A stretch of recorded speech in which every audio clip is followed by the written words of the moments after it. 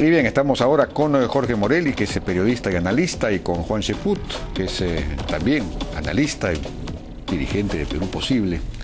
Ya no es dirigente, sí es dirigente. Sí, miembro de la Comisión Política. De la Comisión Política, nada menos. Bueno, buenas noches, ¿cómo están? ¿Qué tal? ¿Qué tal? Bueno, comencemos con el tema de qué pasó ayer en el Congreso, porque por la mañana todas las vocerías señalaban que no iban a aprobar el viaje de Alejandro Toledo, de Ollanta Humala, y eso cambió. Acá un cierto tiempo, por ejemplo, Perú Posible dijo que sí iba a votar a favor del viaje. Y luego, bueno, ha habido un comunicado una noche, antes de la reunión de UNASUR, me parece, o después, o durante ella, del propio Alejandro Toledo, señalando lo siguiente: porque soy respetuoso de la Constitución, he sostenido y sostengo que el presidente de la República tiene el derecho de solicitar permiso a la representación nacional. Bueno, nadie le niega ese derecho, ¿no? Pero una cosa es otorgar ese permiso y otra pretender inferir que con esa acción se avala o se entrega carta blanca a un proceso electoral irregular y a todas luces no transparente. Si el presidente de la República quiere viajar a Venezuela, que asuma su responsabilidad política ante el país, que asuma los costos de apoyar a un gobierno ilegítimo cuyo dudoso origen ha sido denunciado por las fuerzas democráticas de Venezuela y de la comunidad internacional. Bueno, no puedo estar más de acuerdo con estas frases, pero luego esas frases tan fuertes, ¿por qué aprobar el viaje del presidente? ¿No? Claro, un poco la causa, ¿no?, del viaje. La causa del viaje es el permiso. Hay una contradicción. Hay una disfunción política, lamentablemente, y yo creo que en ese sentido tenemos que reconocer como partido de que ha habido un fraccionamiento al interior de Perú Posible, ¿no? Hay un grupo de congresistas que ha apoyado con su voto, otros que han preferido no votar, ausentarse en una demostración de que no estaban de acuerdo con el viaje. Yo creo que el asunto de fondo está en que no hubo oportunidad de que se reúna la comisión política para que expresaran cada uno de ellos su posición. Entonces, es por eso que Daniel Mora, José Luis León optaron por el retiro y hubo otro grupo que acompañó con su voto esta decisión, que de lo que no tengo la menor duda es que va a generar un impacto negativo en la imagen de Perú Posible, ¿no? ¿Y qué va a implicar respecto de las relaciones con el gobierno, con el presidente Ollanta Humala? Porque esas son declaraciones fuertes y de alguna manera hay una especie de censura, de castigo, claro, a Ollanta Humala por esta decisión. ¿Esto implica, a juicio de ustedes, que Ollanta Humala está optando por un cierto camino o no? Bueno, en ese caso yo podría hablar a título personal. Yo creo que hay los suficientes indicios como para empezar a pensar de que hay una serie de elementos que nos permiten inferir que hay un sesgo autoritario, ¿no? El incremento de la partida de la DINI, el hecho de que hay un copamiento en el sector militar por los miembros de la promoción de Ollanta Humala, el que no zanje con la posibilidad de la reelección y el hecho de que tenga un discurso demasiado amical con Nicolás Maduro, que a todas luces es un gobierno que nace de la irregularidad, son cosas que nos debe llamar la atención. Y la actitud de UNASUR, ¿no? UNASUR se ha convertido en una suerte de cómplice del autoritarismo, sí. Y la preocupación que tengo en ese sentido es que si mañana hay alguna posibilidad que en el Perú haya un evento similar, pues los presidentes de UNASUR lo avalen. Sí, pues, entonces son cuestiones que nos deben llevar a reflexión. Jorge Morelli, ¿cuál es su opinión sobre esto? Bueno, ¿Cuál es tu opinión? Sí, comparto en gran medida todo lo que ha dicho Juan hasta el momento. Estoy seguro que discreparemos más adelante. Pero en este punto creo que tiene razón, efectivamente. Hay elementos más que preocupantes en la conducta en general de la deriva, lo que Mario Vargas Llosa ha llamado una deriva preocupante, ¿no? Que la detecta, por supuesto, en el caso de Nicolás Maduro, pero que de alguna manera en su declaración de ayer la deja trasuntar, digamos, hacia el gobierno que avaló en un principio y que ahora ya no sabemos si avala más. Desde luego, respecto de Toledo cabe la misma pregunta, pero yo estoy seguro que Juan Cheput, conociéndolo, ha estado entre los que no estaban de acuerdo con el viaje a Caracas. Y si Alejandro Toledo, digamos, evolucionó en esa misma dirección, pues aunque fuese una evolución muy rápida de una noche, pues en buena hora hay que felicitar ese giro.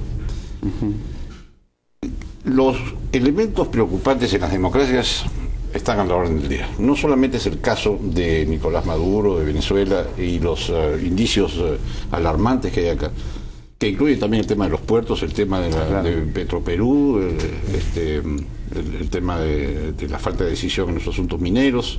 El servicio militar obligatorio. Hoy se habla de la venta de minas a capitales chinos.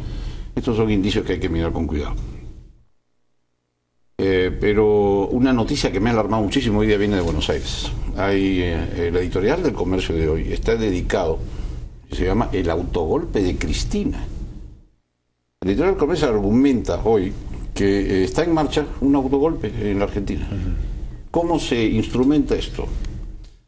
Dice que la presidenta argentina ha presentado al Congreso una serie de proyectos de ley para aumentar los integrantes del organismo que se encarga de nombrar a los jueces y hacerlos elegir por voto popular.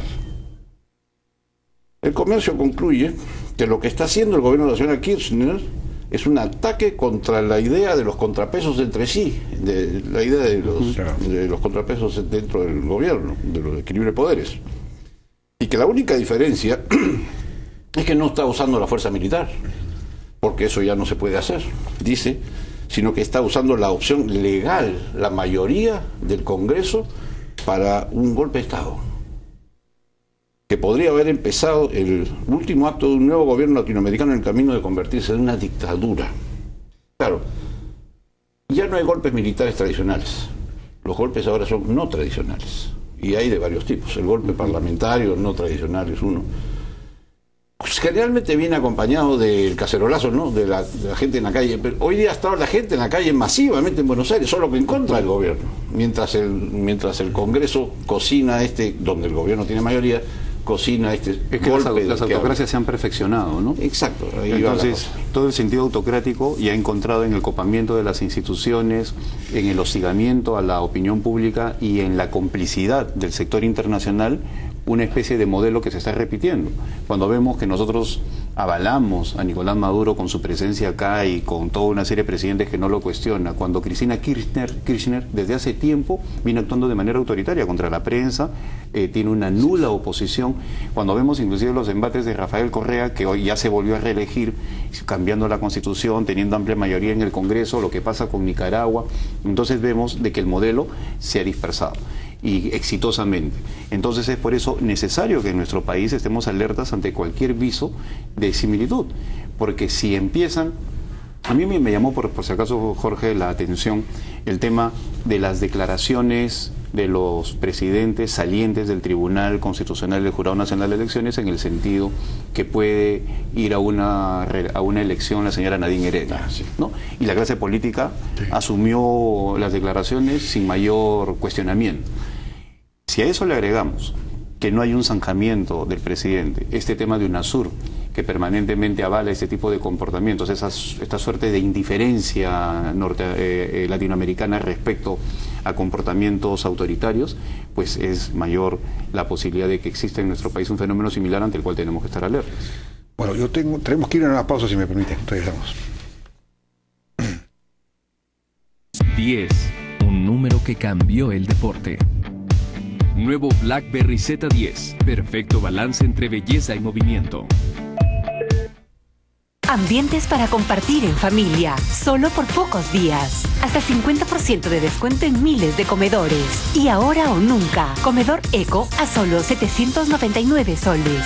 Solo con tu tarjeta Ripley. Me fascina Ripley.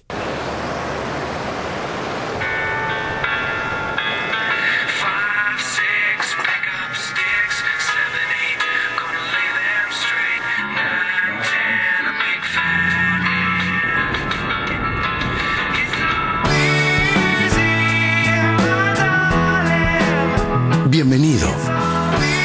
Nuevo Chevrolet Cruze Sedán con full conectividad. Conéctate con lo que realmente importa. Chevrolet, siempre contigo. Del 13 al 24 de abril, 20% de descuento en miles de chompas y casacas. Ahora o nunca, Cardigan Asís a solo 49 soles 90. Solo con tarjeta Ripley. Me fascina Ripley. 10, un número que cambió la belleza. Nuevo BlackBerry Z10, perfecto balance entre belleza y movimiento.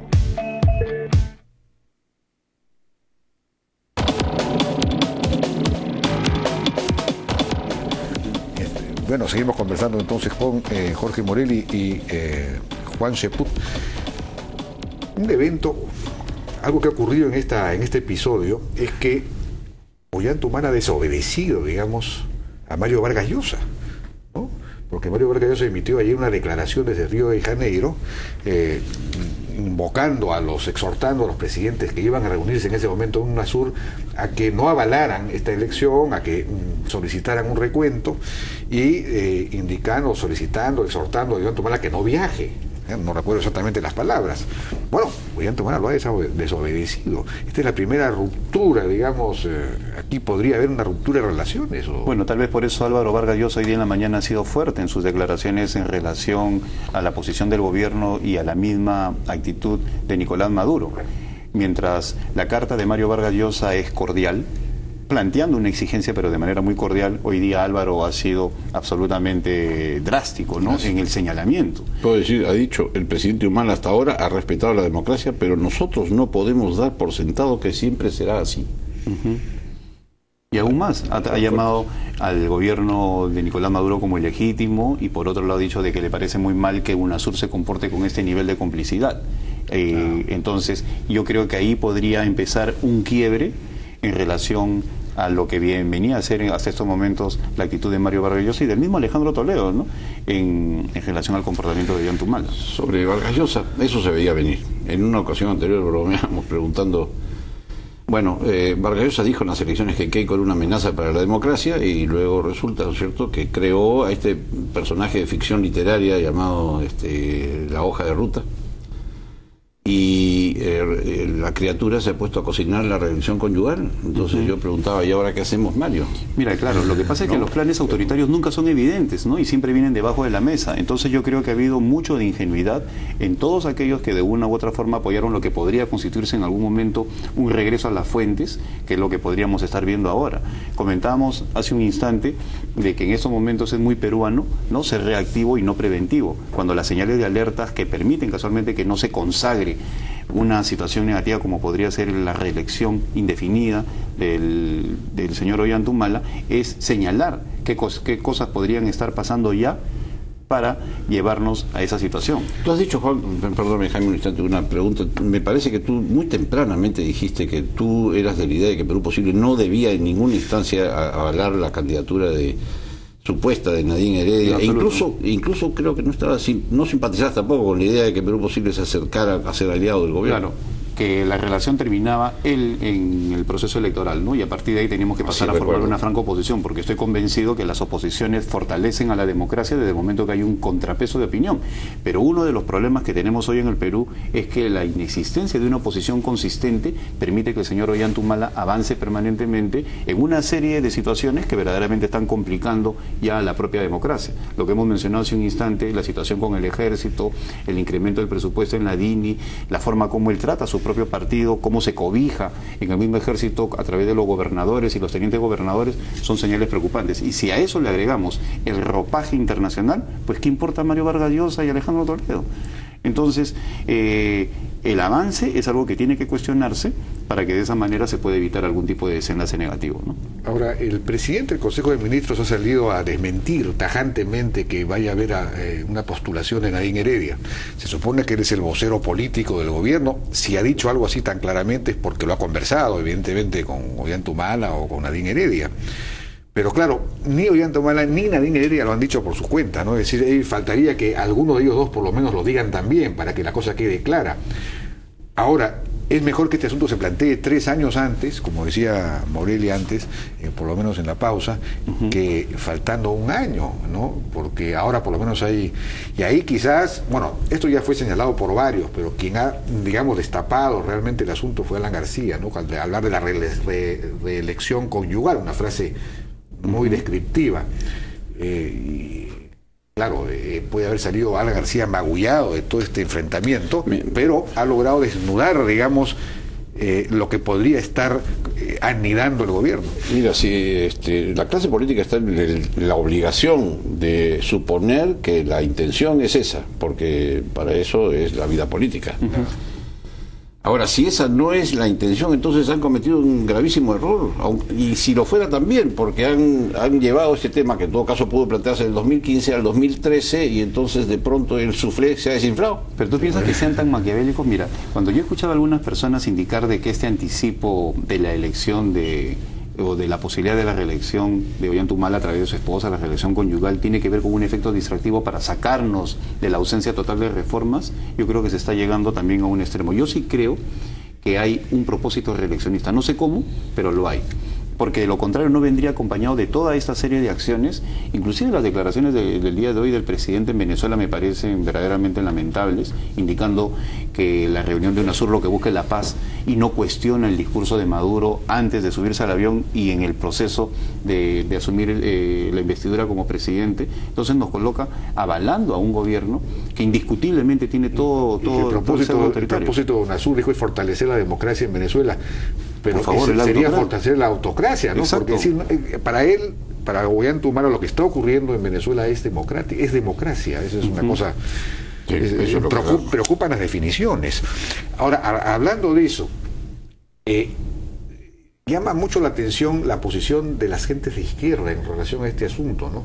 Diego García Sayán, por ejemplo, avaló también el viaje de Ollantumala a Venezuela y tuvo unas expresiones en el sentido de que, es decir, personas que en su momento condenaron la llamada dictadura de Fujimori, ahora avalan completamente lo que está ocurriendo en Venezuela, que a mi juicio es peor que lo que había con Fujimori. Mira, yo he tenido oportunidad de hablar ayer en esa misma casa de eso, ¿no? Yo he sido testigo como el actual canciller, cuando estaba en Transparencia, por lo mismo condenaban pues a Alberto Fujimori. En este caso, con Venezuela se promueve a través de la Junta de Portavoces en el Congreso la posibilidad que se le dé el voto para que vayan a avalar esa dictadura. Si nosotros comparamos lo que ha sucedido en Venezuela antes del proceso electoral y durante el proceso electoral y lo que viene sucediendo ahora, pues son dos momentos similares a los del 99-2000. Entonces, en ese momento hubo una condena franca de parte de personas como el actual canciller Nicolás Lynch, el mismo Salomón Lerner, ¿no? Pero sin embargo, ahora hay una condescendencia. Una dictadura de izquierda es democracia. Una condescendencia. Una condescendencia. Bueno, a propósito de eso, estoy simplemente para hacer la salvedad que es importante recordar, me permito recordar que en las elecciones del 2000, de las que se habla de fraude de manera ligera desde entonces hasta ahora, los resultados oficiales de la OMP coincidieron exactamente con el conteo rápido, independiente, de transparencia y con el conteo del grupo del Centro Carter y de otra institución más que estaba en eso. De manera que en el recuento electoral no hubo fraude. No, pero Jorge, ahí sí yo tengo la primera discrepancia de la noche. Yo fui personero democrático en esa época. Por lo tanto, estuve al frente de los personeros de diversos partidos y siempre se sostuvo que el fraude no era electrónico, sino artesanal. ¿En qué sentido? De que habían mesas en las cuales había votado el 100% de personas, incluyendo los muertos. Y eso va a través del acta, va al sistema de cómputo, y esa acta es la que se contabiliza para el conteo rápido. Por lo tanto, siempre va a haber una cercanía entre el conteo rápido y lo que te puede dar la computadora, y por lo tanto ahí no está el problema, sino en el proceso previo, es decir, en el mismo acto electoral. Bueno, ¿no? Eso ya está en otra dimensión de cosas que lo que te quiero decir es que la muestra, podemos comprobar los hechos. La muestra, y llevándolo al terreno venezolano, cuando se habla de que va a haber una auditoría, la auditoría va a ser electrónica y ese no es el problema es contar las boletas manuales, ¿no? Que es lo que no van a hacer de ninguna manera.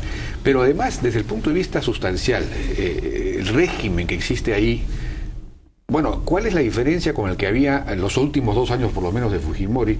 Quizás un poco en los métodos, ¿no? Fujimori controlaba la prensa con métodos muy, digamos, finos, por decirlo de alguna manera, si es que podíamos llamar a la compra del propietario una cosa fina.